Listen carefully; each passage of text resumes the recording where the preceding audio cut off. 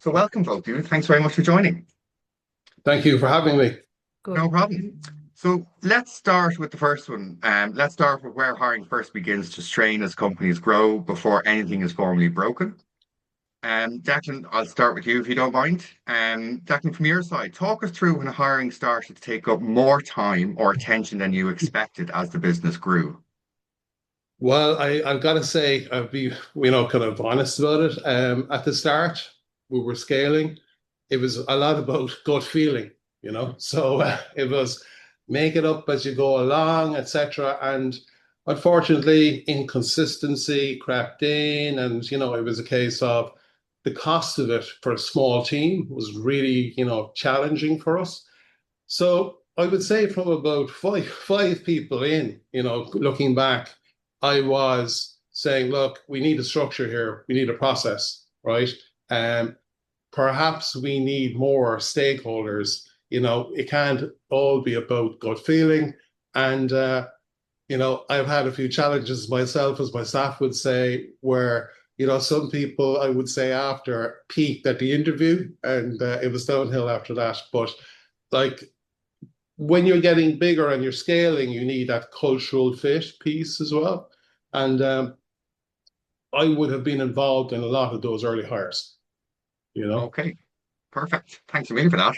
And then Jennifer, from an operational point of view, where did you start to feel the friction coming into the process as demand increases? Because you worked with SMEs before, and I know Nucleo is getting to past the SME stage, and you've just joined. So where do you see the Yeah, demand, so to say? similar to what Declan is saying there. I think the friction comes when hiring moves from being a handful of roles to several roles, generally all at the same time and across different teams.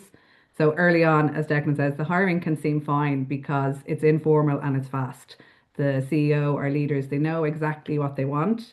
And that old gut feeling, we try to train against that, Declan, but decisions are quick. And then as demand increases, exactly as you said, the complexity creeps in, more stakeholders, less clarity on priorities, and then everyone has a different view of what good looks like.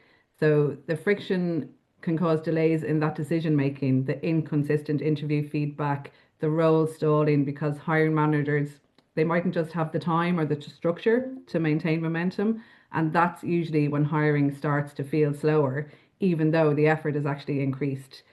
And then if this has been managed in emails and not in an ATS, it's pretty much a recipe for disaster. Look, I'm still dealing with clients now who would have companies with 20, 30 people, and everything's going through the CEO, all the hiring, all the business development, onboarding clients, and then all of a sudden they win a new client and they, oh, we need 20 hires next week. And like they're just oh you. So yeah, I've seen it happen and it is really important. Where do you see time actually starting to get lost for you in this process? Where do you start feeling, okay, my gut feeling's not working anymore? For myself, Either one um, of you, yeah. I would say, in my experience, the biggest inefficiencies, it comes back to that unclear ownership, that lack of process, our systems, and then reactive behaviors. So it can mean that the hiring manager who shouts the loudest gets the most focus to the detriment of the other roles.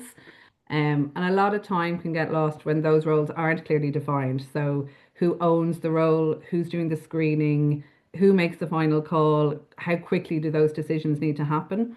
And without that clarity, then I think recruitment it can become very stop start and it feels like you're reinventing the wheel every time with every hire.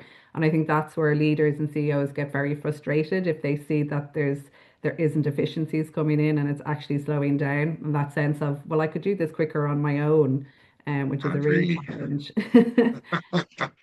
I think another drain is around the job specs. So the hiring managers can come and say, we need another Declan or we need another Jamie. And then teams are rushing to hire because the pressure is on and there hasn't been that time taken to just align on the skills or the level. And then you're into longer interview cycles, a little bit of rework, and then we all have the scars hiring the wrong person. Yeah. Like I know myself from getting job specs in off clients that we need this person. You have to find them and just there looking at you that that's three people. Not everyone is you, or not everyone is Yeah. Jennifer, so to say, do you know what I mean? So you actually need three people here. So I think you need to readdress this and see if we can bring it into two people and just alter it. But then sometimes there's the client that you're working with has requested the sun, moon, and stars all in one thing. And we all know that's difficult when the client is saying you have to get it, and then we're trying to find it. Have Yeah. you noticed that Looking for yourself that over, unicorn. yeah, Yeah, that the unicorn purple exactly? unicorn with the sparkles. Yeah. Yeah. How have you dealt with that, Declan? Very similar to Jennifer. I mean, I was dragged, I suppose, probably, I won't say kicking and screaming, but I was brought into, the standardization of the process because, again, in a small business, it's all about expediency, right? It's always about, speed, how fast can I get somebody in? And I would have been frustrated with, the challenges of, kind of the standardization process, exactly what Jennifer described. Now, we put in, various things like, what does it take, to be a good fit employee in this company, right? So then we went through the various kind of stakeholders, and we had a scorecard. So it's like everybody would go through the scorecard process, submit it almost like anonymously, and then we would adjudicate because we said process will beat, all types of gut feel all the time. Yeah. So it was when really we were kind of 10 people in and we were hiring for multiple roles that like there was just no way we as a management team could spend our time wasted in particular if it's a bad hire. It was just, because you have so many demands on from the marketplace, your stakeholders as well. So it's like, look, let's make this simple. Let's make it agreeable to everybody. And the standardization process, sticks with us to this day. Brilliant. Perfect. I'll just go to the second pillar now of investment. As hiring demand increases, this is where inefficiencies start to surface and time and cost become harder to control. So, Jennifer, from your side, where do you see the most time or effort being lost in the hiring when the hiring demand increases? I think it's around that lack of process, and Yeah, you have people, maybe the wrong people interviewing against a different type of role, not knowing what they're interviewing for. And again, I come back to process and technology. If you're doing this verbally in an office or across email, you're going to lose so much time so mm, quickly. And particularly in the marketplace now, I think maybe most people on the call and even with Declan and yourself, you will see it is it's turning into an employees market again. I think budgets now have been set in Q1. Companies are hiring, but I would say even in my current role with Nucleo, most roles that we're hiring for, the candidates that we're speaking to are in at least two, if not three, other processes. yeah, Um, so I think that's really the challenge. If you're losing time before you even get to market, then you're going to lose pretty much. more, yeah. And then, Declan, from a business perspective, where do you start to notice hiring becoming inefficient or more costly as you scale? Well, I think, the post-pandemic, right, the globalization of the workforce, hybrid working, you know, trying to hire yourself, with LinkedIn, Indeed or whatever, like at that point, we became flooded with applications, right? Now have the whole AI slop dynamic where people can apply for, 1,000 jobs a day. Yeah, There's an element of fakery, all of that kind of stuff. So really, again, I would say it's kind of a dynamic situation, but we found it now quite challenging. Certainly in the last 18 months, that like we had roles in Brazil for customer service, and we had to switch off the ad after 24 hours. Literally, we got like 2,500 applications. And look, you know, you could call me like a bit of a kamikaze, but I said, look, let me tackle this challenge. Let me go and have a look and see if I can standardize this process without involving too many management time involved. And after a day and a half, I gave up, right? And I said, we're not doing that again. We can't, as an organization, spend time doing that.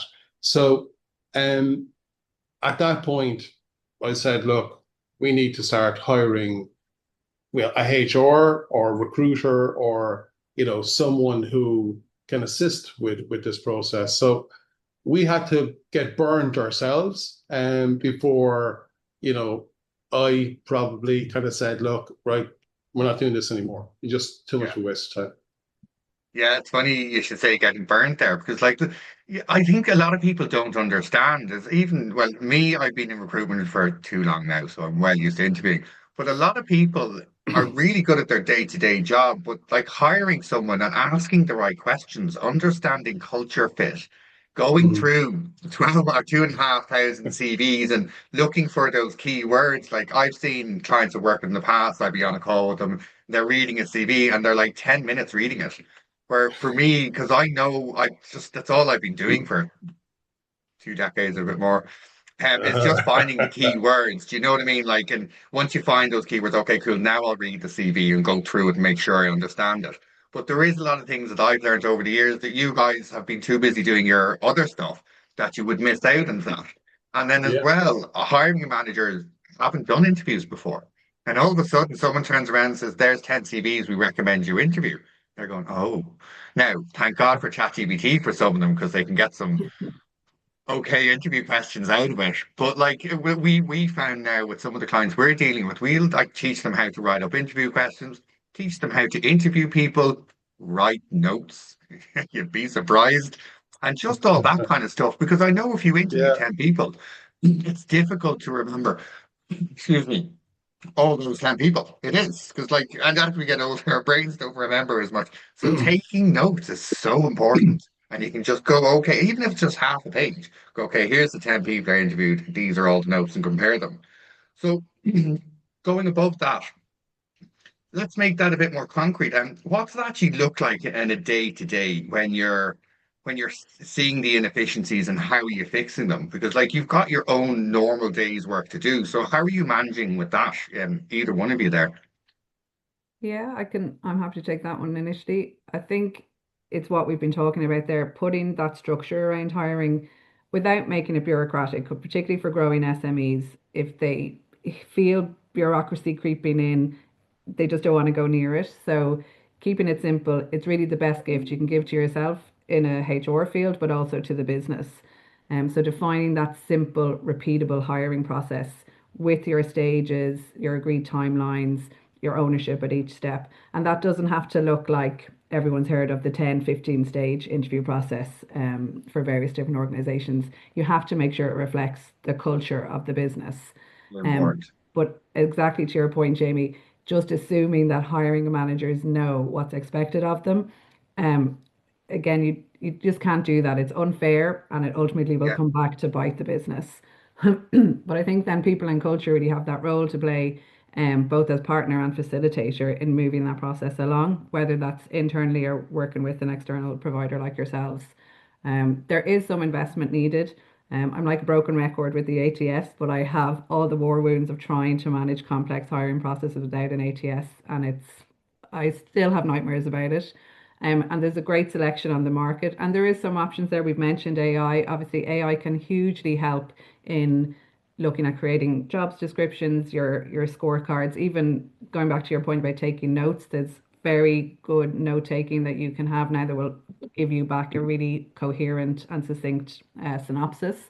But you need to invest the time in training people how to be good recruiters. I would always say that recruiting is everyone's job in the company because at one point you are going to touch off a candidate or a person that might come on board. So spending a little bit of time and a little bit of investment with getting clear job descriptions, getting the success criteria, the consistent interview questions, as you've said.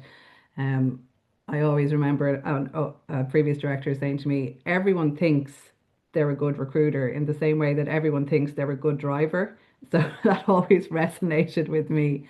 But having that process there, that alone will improve speed and decision quality.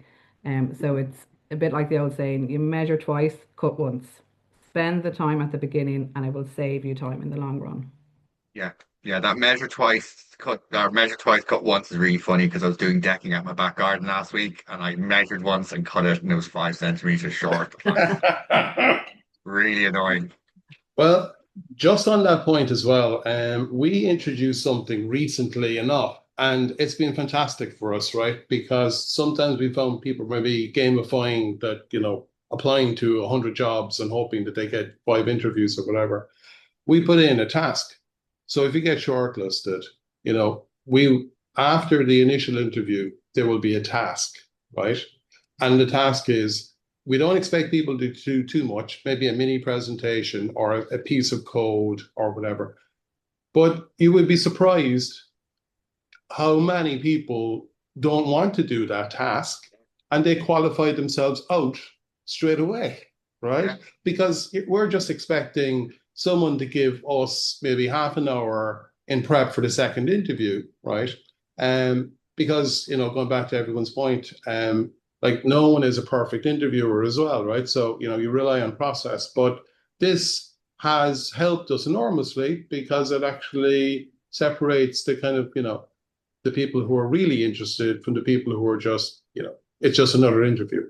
So Yeah, just, it's very interesting you said after the first interview. We had a client we were working with a few years ago, and they had people, thousands of people coming on to start the application, but they were making people do that, fill in that half an hour form before the first interview, and they just had drop-offs, and we have no one's applying. And it's there because no one's bought into your company yet. You haven't spoken to them. They don't know what they're doing.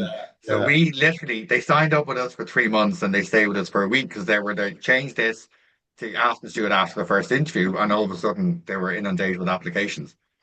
Maybe shouldn't have told them so early, but that's what we do. Do you know what I mean? We come in and try yeah, and find these yeah, things. So yeah, it is yeah. very important. No, Um, definitely. and just one for I think yourself, Declan.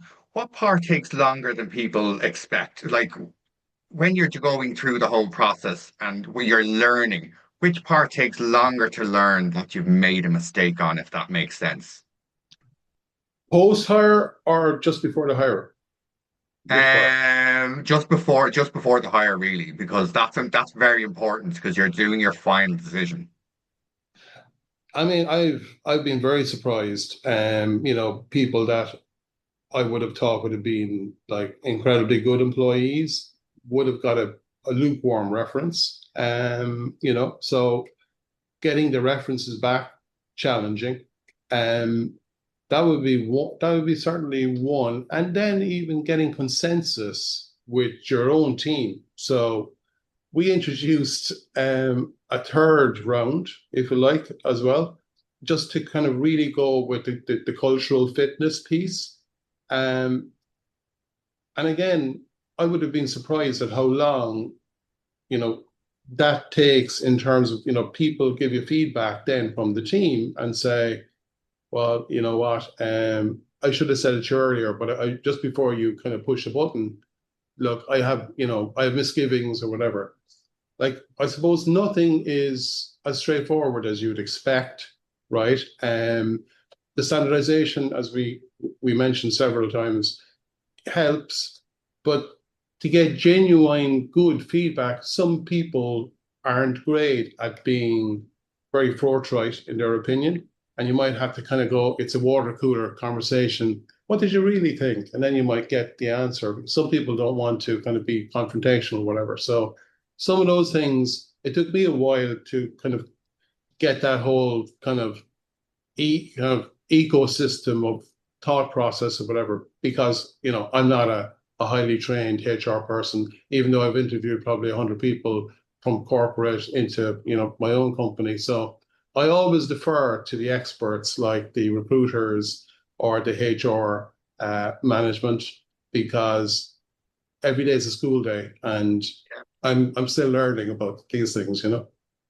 Yeah, that's it's funny you say that some people are afraid to give you their opinion, which it's really important. And it's not just in recruitment. Like we're looking at changing a system here in work, and I've been looking at it with someone else in the business, and we said, "Oh, this is great, this is great." We shared it with the team, and everyone they go, "No, it's grand, no, it's grand." And thank God one of the girls reached out to me and says, "No, I don't think it's right. I'm really sorry for coming to." And I said, "No, this is brilliant because if we go with this system, we're stuck with this system." So, and then Oh, good. we had a chat online. And everyone goes, "Yeah, we all thought that." So it's really important. I don't think the team Yeah. understand how important it is, whether it's positive or negative. We need to know before going ahead with the decision, because if we go ahead with the decision, it's the wrong decision. That's even harder to fix in hiring someone, changing a system, taking on a client, whatever it is. So very, very 100%. important. Those water cooler moments are important. But we're a fully remote business, so our water coolers are all over the place. So it's difficult to find them all, so to say. I'm sure you have something on that, Jennifer, yourself. Yeah, I think we're still talking about the impact of COVID, but the impact of COVID and the pandemic on even how we interview. And if I think back to before COVID, I can't really think of a company where we did remote interviews or virtual interviews, even Ah, for first rounds. Like we would have brought no way. everybody in most of the organizations that I would have worked in. And even with Nucleo and some of my roles since COVID, it can be a fully virtual process. Yeah, And how quickly that people get used to that. And no more than a face-to-face interview is a little bit like an exam. How much can you remember on the day and how much can a person bring to the room and their energy?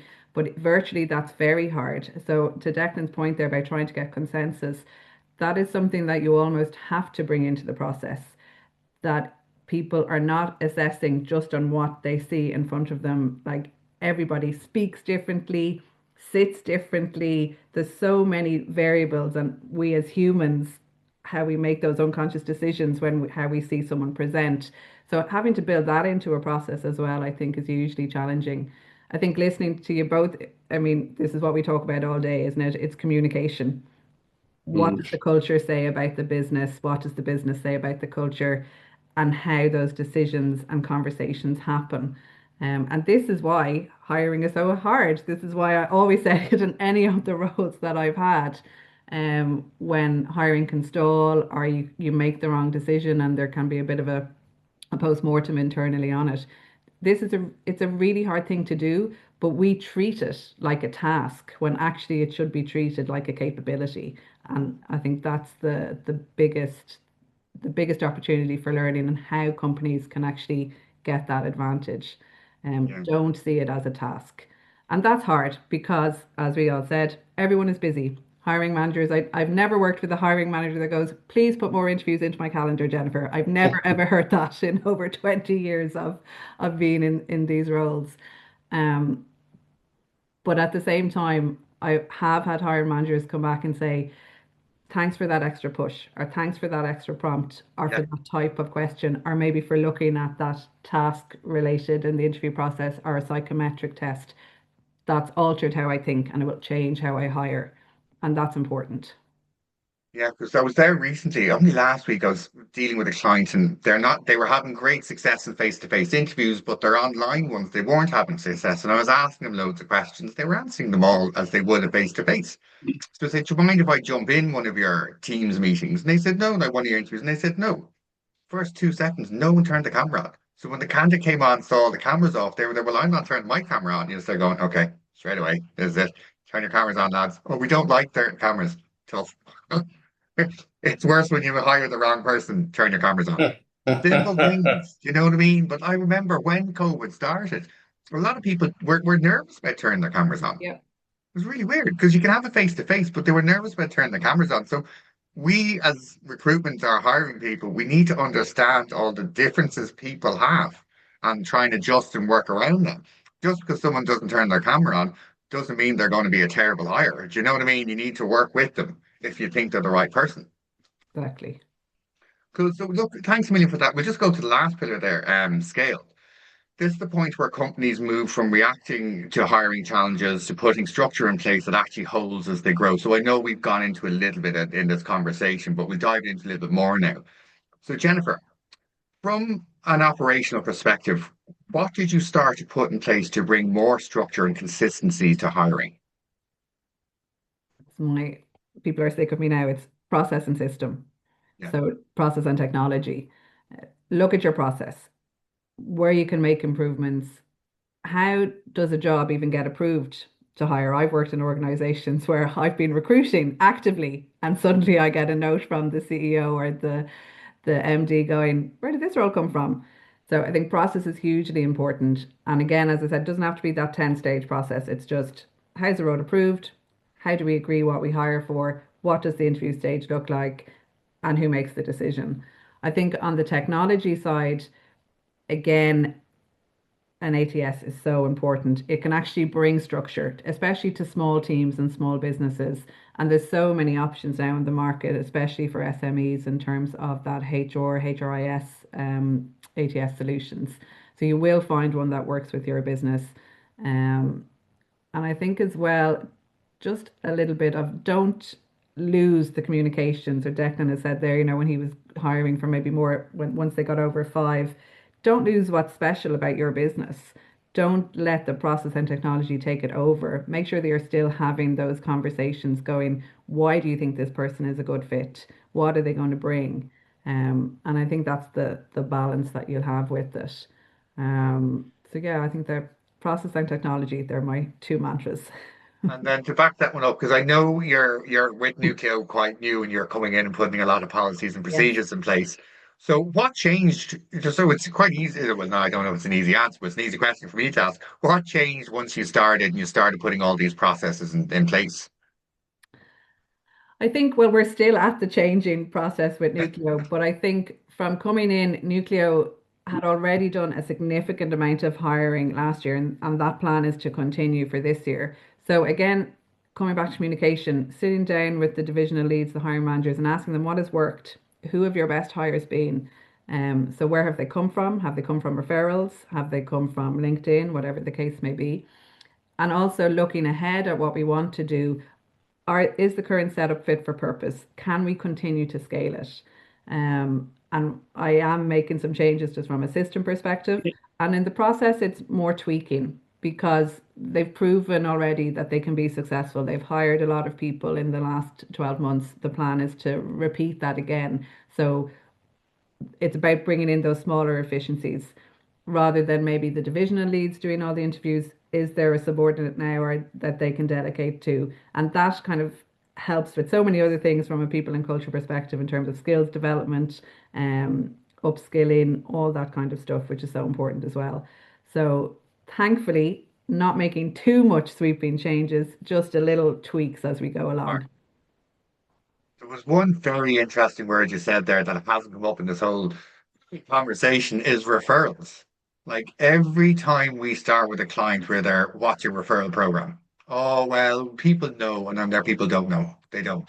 Like it's a monthly refresher. It's, oh, I give you a bunch of flowers if you get me something. People aren't really bothered with that.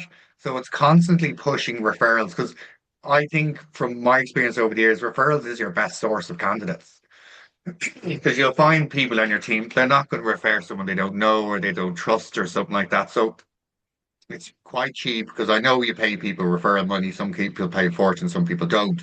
But referrals for anyone listening here, it is really, really important to have a referral program in place, an email that goes out to the whole team once a month, just reminding them and giving them the value that they get when the person starts, maybe and after the probation.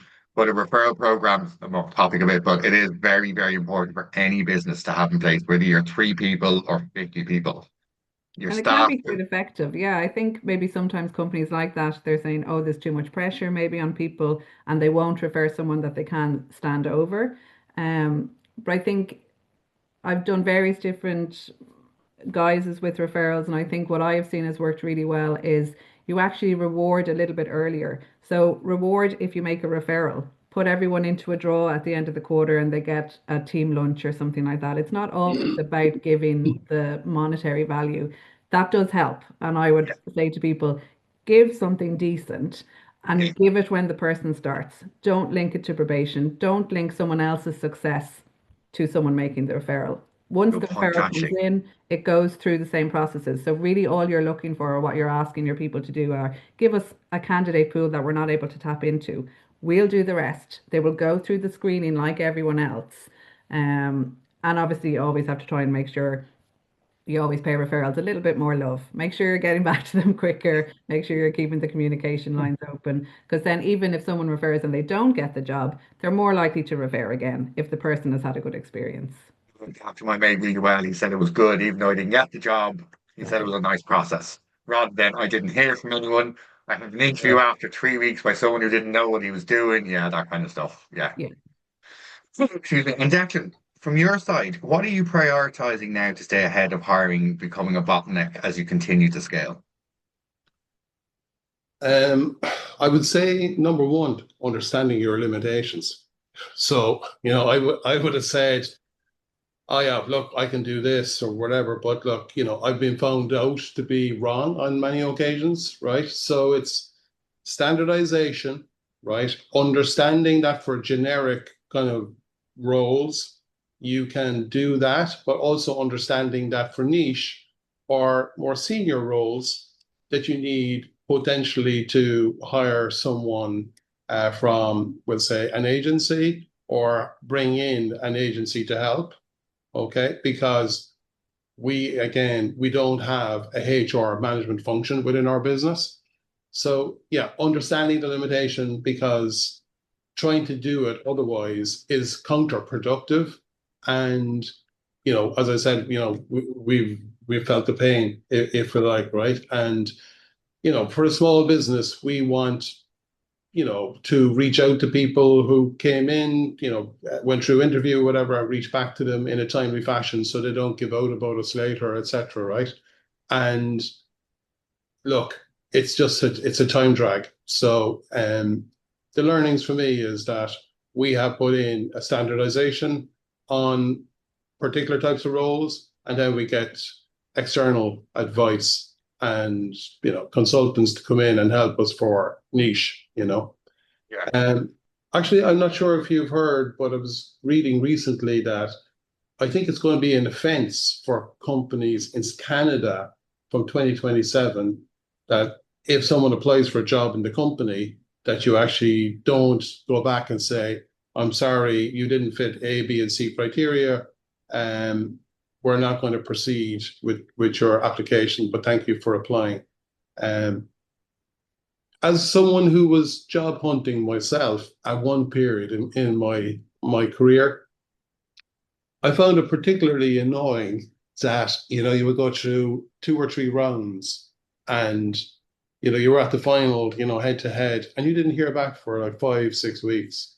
So I just said, as a company CEO, I am not going to allow that happen in our business. So I would be pretty strong on that point. So that would be just another point I would have put into the process. Yeah, I will agree with you. Like those calls are not easy to make. They're not because you've interviewed people, and some people like you get on really well, but they're just not a proper fit for the job you're interviewing them for.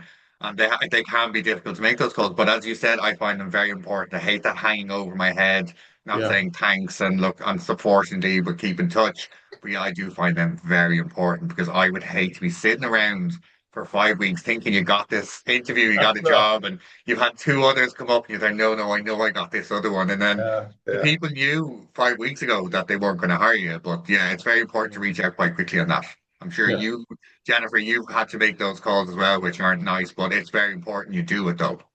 Yeah. Yeah, I probably would think I maybe could count on one hand the times where that call has ended maybe worse than what I thought it was going to be. 99% of people who you ring to give bad news to, they're just happy to get that call Yeah. because so many other companies don't make it. Um, and in all my roles and with Nuclear as well, we do try and ensure that we have some credible feedback for people. I mean, I've been job hunting myself, and you get a reason for not getting a role, and you're like, I don't even think they were looking at my profile when they rang me to tell me that news. Or worse, you get an email. The emails now are fairly consistent in terms of there's not even a call made. Um, but yeah, I think it's a bit like eat the frog. It's always worse in your head, but when you actually reach out and speak to the person, I think 99% of the time, as I said, people are just thankful they got the feedback. Like before the webinar started, I was a little bit nervous, but now I'm fine. Exactly. I think this question will go for the two of you. What did you leave a little too late that you'd approach differently now in your hiring process? What did we leave a little bit too late? Yeah, so now that you like obviously you've got more structure in place with your Yeah. hiring and the interviewing and stuff, there might be one or two things that you've missed and you've left a little bit late on following your procedures, so to say. Do you remember a time when that happened, and what would you be doing differently now on that? Or have you got everything so sussed now that it doesn't happen anymore? I would say, I mean, just on that, I would just if you are dead set on, 3 or 4 people, get the reference checks in early. Go because they can take, 2, 3, 4, 5 weeks, which is critical because if you have a couple of people hanging in the balance, you don't want to lose them, but you don't want to make, the wrong decision, etc. And you wouldn't without a reference. I would say I would do that earlier. So then you can actually be quite efficient in terms of making the final decision when it's down to 2 or 3 people. So we have a process now that we do where once we have shortlists, we go straight after the reference, 2 references, and get that like literally as fast as possible. Yeah, that would You be. mind me asking how fast that will be? Because I know from the recruitment side, we have a different idea on time to hire than some of our clients do. Well, sometimes you like the process is we would email, phone, text, right? The referee, if you like, and we would probably be looking at 2.5 weeks on average to get a response, which is way too long. So then what we did was, again, talking about process, just fill out like a very simple form based on the interview so far with the person. Please, could you just say yes or no to this? Just make it ultra simple for someone to come back, that they didn't have to give us war and peace about the person. And that made it even faster. So yeah, that's what we would have done. Yeah, thanks. And then Jennifer, same to you. Like I'm sure you've seen over your career where people think, oh, 4 weeks is fine to let a candidate know we're going to interview them. And it's just they're going, no. Yeah, and it's interesting hearing Declan on the references as well, because that's something I find really interesting because I would always put a pinch of salt around references you get in Ireland, but that's a whole other webinar. Yeah, I think from my experience, and I've moved roles a little bit more frequently since the pandemic, and I kind of take 3 things in, and this is what I've done with Nucleo as well. Um, you put structure around your hiring much earlier than you think it needs it. It's much easier to scale something simple rather than to fix something that's broken. yeah, So spend the time to do that. I think as well, as we've talked about, not all interviewers are created equal. So spend time with a little bit of training, and give people the confidence as well. Sometimes I have worked with hiring managers that are superb interviewers, but initially were just so afraid of the process that they stayed away from it. But actually, with a little bit of a training and encouragement, they would be, go-to interviewers in companies that I've worked with. And I think critically in SMEs, particularly in roles, I've come into roles where it's been a standalone role, or maybe the first time they've had a HR function, partner externally sooner. Because if you're hiring at pace and you've hired a HR role or a recruiter, well, maybe more on HR, they will only be doing recruitment and they won't get to touch off anything that you're actually hoping that person will achieve or that function will bring to the business in terms of culture, policies and procedure, reward and recognition, performance management. Because if you are hiring, it is a full-time job. So I think partner externally sooner as well is something that I have learned. yeah. There's so many companies we speak to. Like you talk to, we ring them up obviously for business development for recruitment. They say, oh no, we've got HR looking after that. And you're just thinking, no, HR is not We can recruitment. do a lot. We can do a lot, but we can't Yeah. do it all. So But it's the time consumption for recruitment. As you said, Declan, 2,500 applications. Do you know what I mean? Like going out to find someone, because I think there's a Mm. lot of roles nowadays. Advertising is only 30% of the market. And as you say, we get a lot of ghost applications nowadays where people are, ChatGPT is writing up this amazing CV and you're getting Yeah, it. And then you're speaking to them and you're there going, do you actually know what job you've applied for? It's not what you do at all. So that is happening yeah, now. So look, yeah. I've been talking a bit too much, guys. We're running out of time. Just a quick one for the two of you. Looking back, there are always things that would have made a difference earlier. So it's worth finishing on what it looks like in practice. So I think you've more or less answered this, Jennifer. Just clarify though here, from hiring and people perspective, what would you put in place earlier if you're going through that scaling phase again? I think you've gone through it in bits throughout the meeting here. Yeah, I'm repeating myself. It's process and technology. Invest the time to get your role descriptions right, to train up your managers, and look for that external partner, I think, as well. And as much as recruitment, we go back to the beginning with Declan's gut feel. Go out to the market and talk to different partners, talk to the likes of yourself at Rent a Recruiter and see if it's a fit. And I'm sure that's the same from your point of view, Jamie, as well. Not all candidates aren't a fit for companies and companies aren't a fit for candidates. It's the same in that type of market. Yeah, And these relationships are built on trust and communication. So the 100%. sooner you start that process, the quicker you'll find the partner that's going to be right for your business. Yeah, that's Um, one thing I learned. I don't know if I should say this in front of him, but one thing I learned working with Mark Loughnane about 8 years ago is I was your old 360 recruiter. Ah, yeah, we get that done. Ah, yeah, no problem, no problem. But Mark is there going, no, we can't do it. Sorry, we can't do it. And I was on the phone call going, oh my God. And then he made me realize, just be honest. We can do Yeah. this. We can help you with this. Actually, I don't think we can do that. I don't think it's worth your while. yeah. So our partnership wouldn't work, so to say. So yeah, I think, and for SMEs, obviously, budget is always important. You're always looking at the ROI of any initiative or any type of investment, whether it's a system or whether an agency or with taking people's time out of delivery roles. But I think as well, and I think I saw we have some people on from Enterprise Ireland as well, for SMEs in Ireland, try and make those connections with companies like Enterprise Ireland. There is funding there, there are grants available. And in a growing SME, it can just be about delivery and getting to the next quarter or the end of the year. But there is actually other supports there to facilitate that growth, which is really important as well. brilliant. That's great. Thanks a million. Just finishing up here, Declan, do you have anything you'd like to add at the end before we thank everyone for joining? Or No, I would echo Jennifer's points really. yeah, From a business owner, I would probably spend more time on your brand, like the culture that you have as a business, who you are, what you represent, that you're, the place of work, etc. I would have spent more time on that. So, trying to select the right candidates and just echoing what I said, I would have probably involved more stakeholders earlier on in the process and just make that kind of hiring infrastructure locked down. So basically, it mitigates risk. That would be essentially it. yeah. Perfect. Well, look, that's great. And look, thanks for everyone for joining who were with us today. This will be recorded. If anyone needs a copy, you can reach out. And again, thank you so much, Declan and Jennifer. It's been a pleasure talking to you. And Thank you. hopefully our paths will cross again sometime soon. Thank Absolutely. you. All the best.